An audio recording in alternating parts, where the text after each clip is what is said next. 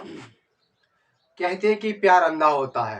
प्यार में डूबने वाला हर शख्स अपनी प्रेमिका के लिए कुछ भी कर गुजरने को तैयार रहता है। आज जो कहानी आपको सुनाने जा रहे हैं, इस कहानी में भी कुछ ऐसा ही होता है। एक व्यक्ति एक लड़की की खातिर अपना जेंडर चेंज करा देता है। जेंडर चेंज करा देता है, वो लड़के से लड़की बन जाता है।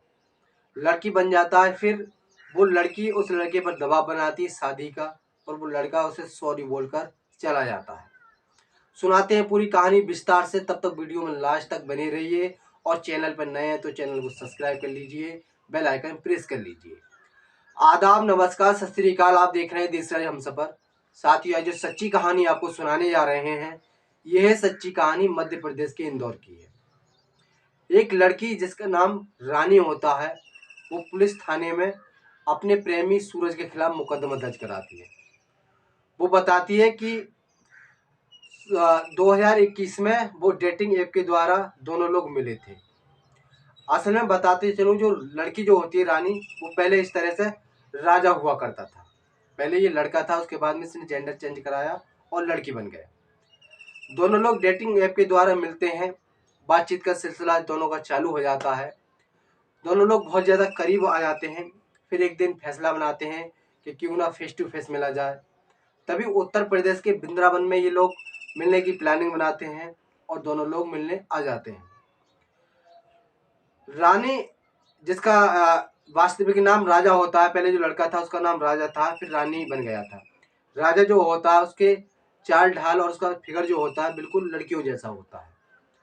सूरज, जो उसका दोस्त होता है, उससे बहुत ज़्यादा मोहब्बत करने लगता है और वो कहता है, राजा से कहता है कि तुम क्यों ना अपना जेंडर चेंज करा लो, और जेंडर जब तुम अपना चेंज करा लोगे और तुम लड़की बन जाओगे, तब हम दोनों एक नई दुनिया बसाएंगे और दोनों आपस में शादी कर लेंगे। सूरज की बात राजू मान जाता है और राजू अपना जेंडर चेंज करा देता है। वो लड़का से लड़की बन जाता है। पहले राजू पहले पैसे के मैनेजमेंट करता है। काफ़ी मशक्क़त के बाद घर परिवार वालों के से बहाने करके पैसे लेता है। अंत कहीं से उधार सुधार लेता है और पैसे का मैनेजमेंट कर लेता है।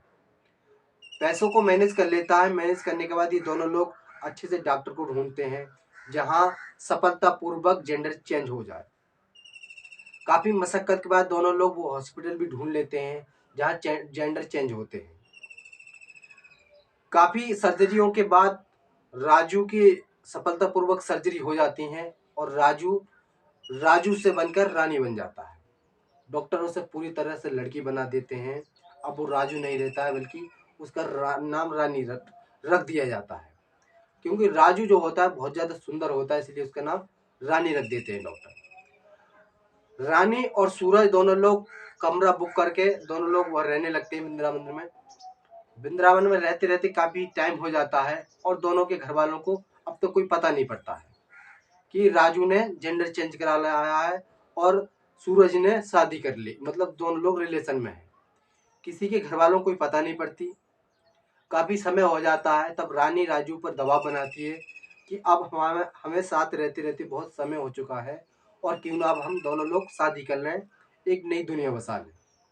तब सूरज कहता है कि जैसे ही सही टाइम आएगा हम दोनों लोग शादी कर लेंगे। रानी कहती है ठीक है, मैं तुम्हारे सही समय का इंतजार करूँगी। तब तक ये दोनों लोग आपस में रिलेशन में रहते हैं, एक ही कमरे में रहते हैं।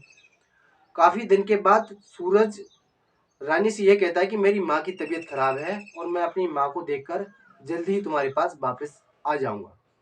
रानी कहती है ठीक है, जल्दी आ जाना, पर मेरा मन नहीं लगेगा और लगातार मुझसे बात करते रहना। सूरज कहता है ठीक है। सूरज इतनी बात कहकर अपने गांव निकल जाता है मध्य प्रदेश के लिए। गांव पहुंच जाता है। पहुंचने के बाद अब रानी सोचती है कि क्यों ना फ़ोन से सूरज की हालचाल पूछे जाए। रानी फ़ोन लगाती है सूरज का, पर फ़ोन बंद जाता है। फिर लगाती, फिर बंद जाता है। ऐसे ही पूरे दिन फ़ोन लगाती रहती है, पर फ़ोन लगातार स्विच ऑफ जाता है। रानी सोचने लगती कि शायद सफ़र में चलते चलते बैटरी डाउन हो गई होगी, इसलिए अगले दिन के लिए लगाऊंगी फ़ोन। अगला दिन होता है। रानी फिर फ़ोन लगाती है। फ़ोन सूरज का पुनः स्विच ऑफ जाता है। ऐसे ही लगातार लगभग 8 दिन तक फ़ोन लगाती रहती है, पर फ़ोन स्विच ऑफ जाता है। अब रानी सोचने लगती है कि शायद सूरज के साथ कोई हादसा ना हो गया हो। रानी तुरंत मध्य प्रदेश के लिए निकल जाती है, सूरज के घर की तरफ। 2 दिन की यात्रा के बाद रानी जो है मध्य प्रदेश पहुंच जाती है। पहुंचने के बाद काफ़ी मशक्कत करने के बाद सूरज का एड्रेस भी ढूंढ लेती है। जब रानी सूरज के एड्रेस पर पहुंचती है, जब दरवाज़ा खटखटाती है तो दरवाजे के अंदर से सूरज के माँ बाप निकलते हैं। सूरज के माँ बाप कहते हैं कि आप कौन हैं? तो रानी बताती है कि मैं सूरज की होने वाली पत्नी हूँ और हम दोनों लोग जल्द ही शादी करने वाले हैं। ये बात जब सूरज के माँ बाप सुनते हैं तो सूरज के माँ बाप के पैरों तले जमीन खिसक जाती है। सूरज के माँ बाप रानी से कहते हैं कि तुम्हें गलतफहमी हुई है, आप गलत पते पे आए हैं। सूरज के माँ बाप कहते हैं कि मेरे बेटे की शादी हो चुकी है और मेरा बेटा बाल बच्चेदार है। जब ये बात रानी सुनती है तो रानी के पैरों तले जमीन खिसक जाती है। वो सोचने लगती है कि सूरज ने मेरे साथ धोखा करके मेरी जिंदगी बर्बाद की है। ये बात मन ही मन में सोचने लगती है कि अब मैं कभी भी उस पोजीशन उस स्थिति में नहीं पहुंच सकती जिस स्थिति में मैं पहले थी। शायद मैं इसकी मीठी मीठी बातों में ना आई होती तो मेरी जिंदगी खराब नहीं होती। अब रानी सोचती है क्यों ना मैं इसकी जिंदगी खराब कर दूं। तभी स्थानीय पुलिस में जाती है और सूरज के ऊपर गंभीर धाराओं में मुकदमा दर्ज कराती है। वो पूरा घटनाक्रम बताती है। वो कहती है कि पहले मैं राजू होया करता था, पहले मैं एक लड़का था। उसके बाद सूरज के कहने के बाद मैंने अपना जेंडर चेंज कराया और मैं लड़की बन गया। फिर उसने मुझे धोखा दिया और शादी नहीं करी। पुलिस वाले सूरज के ऊपर गंभीर धाराओं में मुकदमा दर्ज कर लेते हैं और छानबीन करने के बाद, जांच पड़ताल करने के बाद उसे ढूंढा जाता है, पर अभी तक पुलिस की गिरफ्त से दूर होता है।